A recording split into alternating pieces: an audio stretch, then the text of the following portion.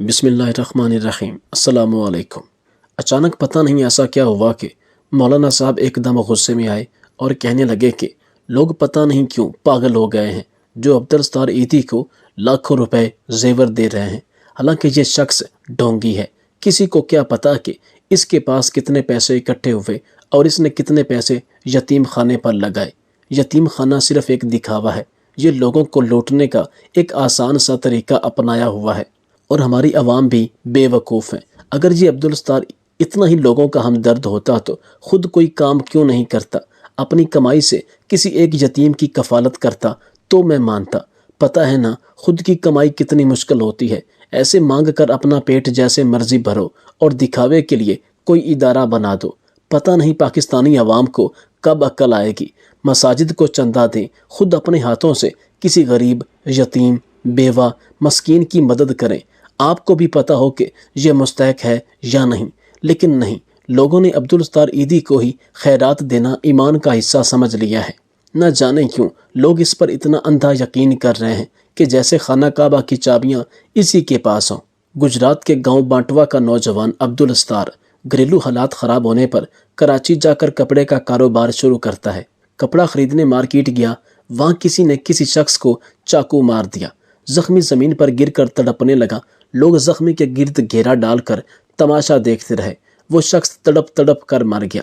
نوجوان عبدالستار کے دل پر داغ پڑ گیا، سوچا معاشرے میں تین قسم کے لوگ ہیں، دوسروں کو مارنے والے، مرنے والوں کا تماشا دیکھنے والے اور زخمیوں کی مدد کرنے والے۔ نوجوان عبدالستار نے فیصلہ کیا وہ مدد کرنے والوں میں شامل ہوگا، اور پھر کپڑے کا کاروبار چھوڑا، ایک ایمبولینس خریدی اور اس پر اپنا نام لکھا، نیچے ٹیلی فون نمبر لکھا اور کراچی شہر میں زخمیوں اور بیماروں کی مدد شروع کر دی۔ وہ اپنے ادارے کے ڈرائیور بھی تھے، آفس بوائے بھی، ٹیلی فون آپریٹر بھی، سویپر بھی اور مالک بھی۔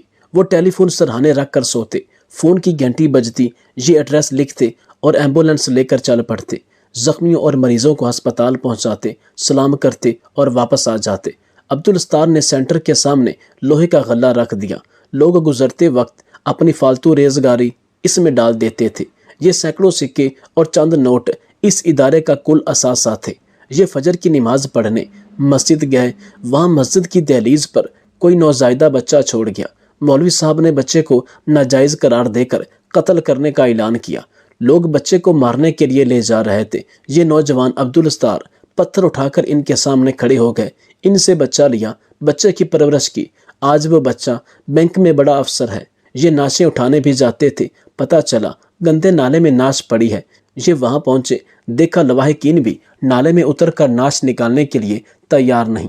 عبدالستار ایدھی نالے میں اتر گیا، نعش نکالی، گھر لائے، غسل دیا، کفن پہنایا، جنازہ پڑھایا اور اپنے ہاتھوں سے قبر کھود کر نعش دفن کر دی۔ بازاروں میں نکلے تو بے بس بوڑھے دیکھے، پاگلوں کو کاغذ چنتے دیکھا، آوارہ بچوں کو فٹ پاتھوں پر کتوں کے ساتھ سوتے ہوئے دیکھا تو اولڈ پیپل ہوم بنا دیا، پاگل خانے بنا لیے، چلڈرن ہوم بنا دیا، دسترخوان بنا دیے، عورتوں کو مشکل میں دیکھا تو میٹرنٹی ہوم بنا دیا۔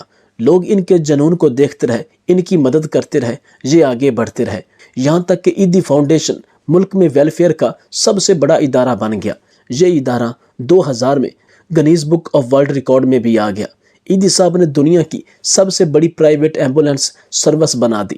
عبدالستار ایدھی ملک میں بلا خوف پھرتے تھے، یہ وہاں بھی جاتے جہاں پولیس مقابلہ ہوتا تھا یا فسادات ہو رہے ہوتے تھے۔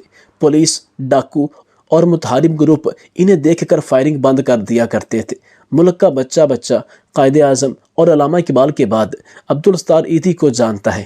ایدھی صاحب نے 2003 تک گندے نالوں سے 8000 نعشیں نکالی، 16000 نوزائیدہ بچے پالے، انہوں نے ہزاروں بچیوں کی شادیاں کرائیں۔ یہ اس وقت ویلفیئر کے درجنوں ادارے چلا رہے تھے، لوگ ان کے ہاتھ چومتے تھے۔ یہ جہاں کہیں بھی بیٹھتے تو عورتیں زیورات اتار کر ان کی جھولی میں ڈال دیتی۔ نوجوان اپنی موٹر سائیکلیں سڑکوں پر انہیں دے کر خود وین میں بیٹھ جاتے تھے۔ جب کبھی بھی اداروں کو چلانے کے لیے خیرات کی ضرورت ہوتی تو لوگ ان پر اندھا یقین کرتے، اور ہزاروں نہیں لاکھوں کی تعداد میں لوگ اپنے عطیات انہیں جمع کراتے ہیں، زیورات دیتے۔ جو کسی کی استطاعت ہوتی وہ ضرور اپنا حصہ ڈالتا۔ اسی طرح ایک دن لاہور کے اندر مین شاہراہ پر عبدالستار ایدھی ایک بوری کو بچھائے ہوئے بیٹھے تھے۔ بڑی بڑی گاڑیوں والوں اور موٹر سائیکلوں والوں نے لاکھوں روپے دیے، حتیٰ کہ وہ سڑک بلاک ہو گئی۔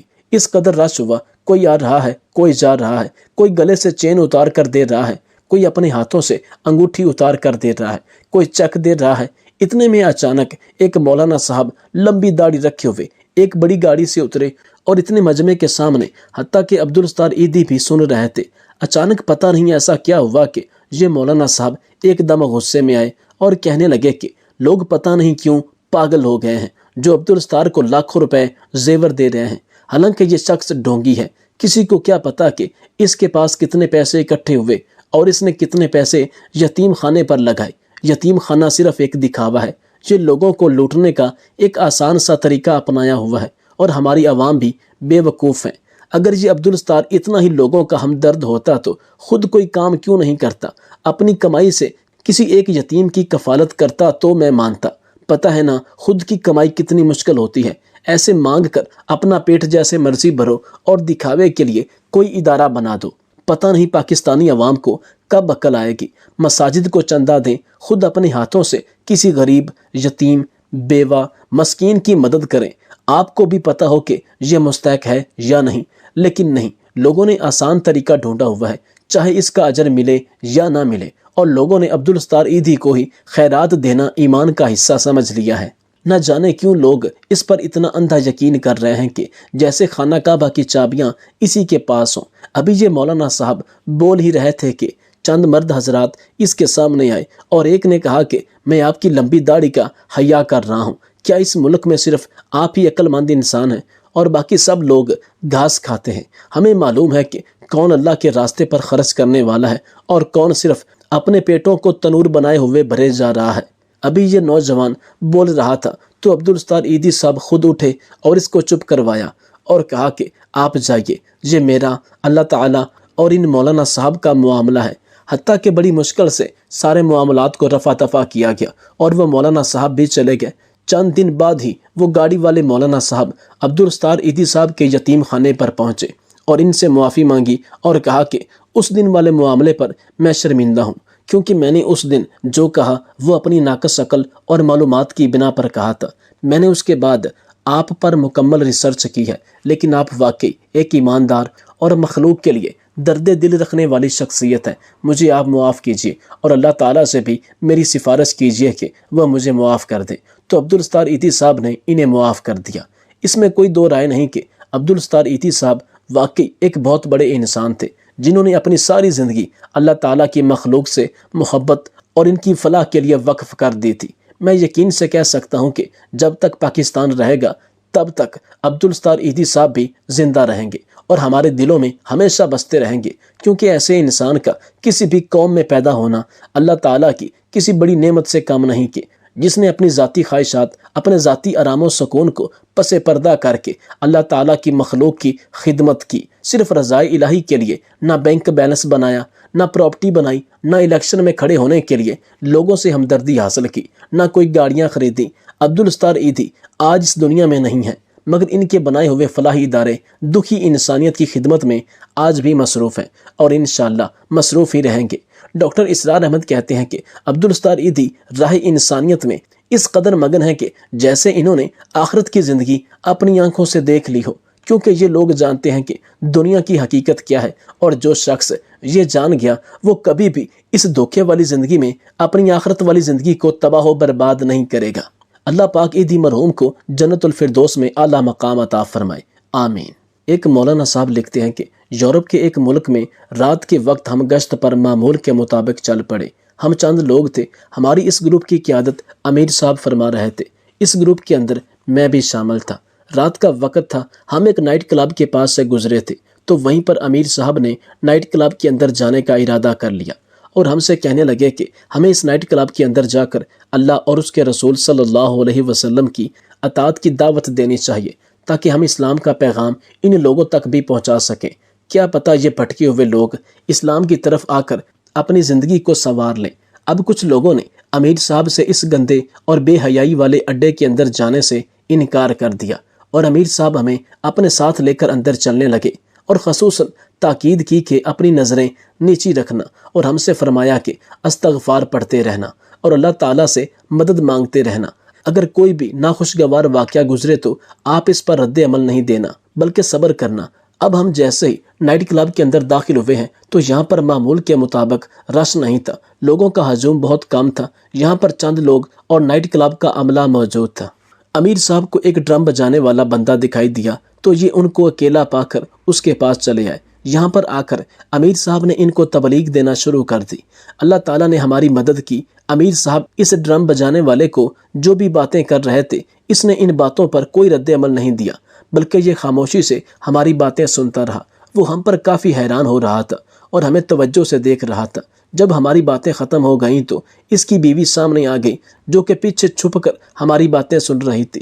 اس کے دل پر تبلیغ کی باتوں نے ایسا اثر کیا کہ اس نے اسی وقت کہا کہ مجھے کلمہ پڑھا لیں۔ پھر امیر صاحب نے اسے کلمہ پڑھا کر مسلمان کر دیا۔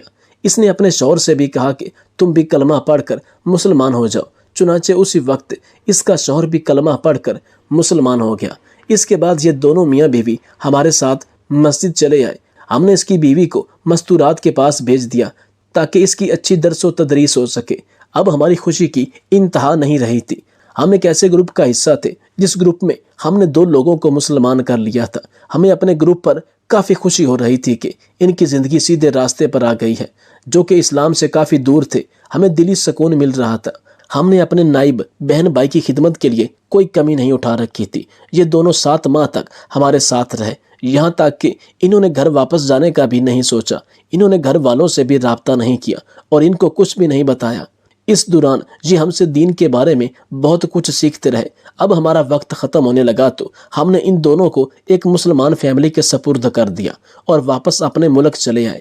امیر صاحب کا نمبر ان کے پاس تھا تاکہ یہ کسی بھی پریشانی یا الجھن میں امیر صاحب سے رابطہ کر سکے۔ 1 سال گزرنے کے بعد اس خاتون کا امیر صاحب کے پاس فون آ گیا تو یہ روتے ہوئے امیر صاحب سے بات کرنے لگی اور امیر صاحب سے پوچھنے لگی کہ دوران سفر میرے ہاتھ کا دستانہ کھلنے کی وجہ سے غیر محرم کی نظر میرے ہاتھ پر آ پڑی، کیا میری بخشش ہو جائے گی؟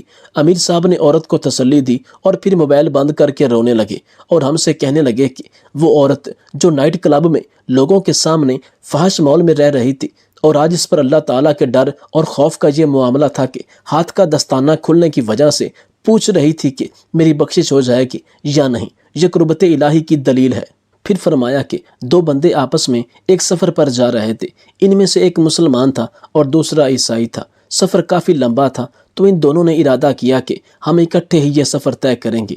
اب یہ مختلف راستوں سے گزرتے ہوئے اپنا سفر طے کرتے گئے۔ ان کا سفر باقی 2 دن کا تھا۔ ان کے پاس کھانے پینے کا سامان ختم ہو چکا تھا۔ یہ دونوں سوچنے لگے کہ اب 2 دن باقی بچے ہیں اور ہمارے پاس کھانے کو کچھ نہیں ہے۔ مسلمان بندے نے اس عیسائی بندے کو تجویز دی کہ ہم دعا کرتے ہیں، ایک دن میں دعا کروں گا کہ کھانا مل جائے اور دوسرے دن آپ دعا کیجئے گا۔ عیسائی نے کہا چلو ٹھیک ہے، پہلے دن آپ دعا کر لیجئے۔ مسلمان بندے نے اللہ تعالیٰ سے دعا کی کہ ہمارے پاس کھانے پینے کا سامان ختم ہو چکا ہے، ہماری مدد فرمائیں۔ مسلمان نے جیسے دعا مانگ کر ختم کی تو کچھ ہی دیر میں ایک بندہ گرم گرم کھانا لے کر ان دونوں کے پاس آ گیا۔ ان دونوں نے کھانا کھایا۔ مسلمان نے اللہ تعالیٰ کا شکر ادا کیا کہ آپ نے میری اس عیسائی بندے کے سامنے لاج رکھ لی۔ پھر یہ کھانا کھا کر سو گئے۔ جیسے ہی دوسرا دن ہوا تو دوسرے دن عیسائی کی دعا مانگنے کی باری تھی کہ عیسائی نے دعا مانگی تو اس کی بھی دعا قبول ہو گئی۔ جب مسلمان بندے نے دیکھا کہ عیسائی کی دعا قبول ہو گئی تو یہ دل میں اداس ہونے لگا کہ عیسائی بندے کی دعا کیسے قبول ہو گئی۔ اس کا کھانے کو دل نہیں چاہ رہا تھا۔ جب عیسائی نے دیکھا کہ مسلمان بندے پر اداسی چھائی ہوئی ہے تو اس نے مسلمان بندے سے کہا کہ آپ کھانا کھائیے، میں آپ کو 2 خوشخبریاں سناؤں گا۔ جب مسلمان نے اس کی یہ بات سنی تو پھر یہ کھانا کھانے لگا۔ جب یہ فارغ ہو گئے تو مسلمان بندے نے کہا کہ آپ مجھے 2 خوشخبریاں سنانے والے تھے، مجھے سنائیں، وہ کون سی خوشخبریاں ہیں؟ عیسائی نے کہا کہ پہلی خوشخبری یہ ہے کہ میں کلمہ پڑھ کر مسلمان ہو گیا ہوں، اور دوسری خوشخبری یہ ہے کہ میں نے اللہ تعالیٰ سے دعا کی تھی کہ اگر اس بندے کا آپ کے ہاں کوئی مقام ہے تو اس کی وجہ سے ہمیں کھانا عطا فرما دے۔ تو اللہ تعالیٰ نے دعا قبول فرما لی اور ہمیں کھانا عطا فرما دیا۔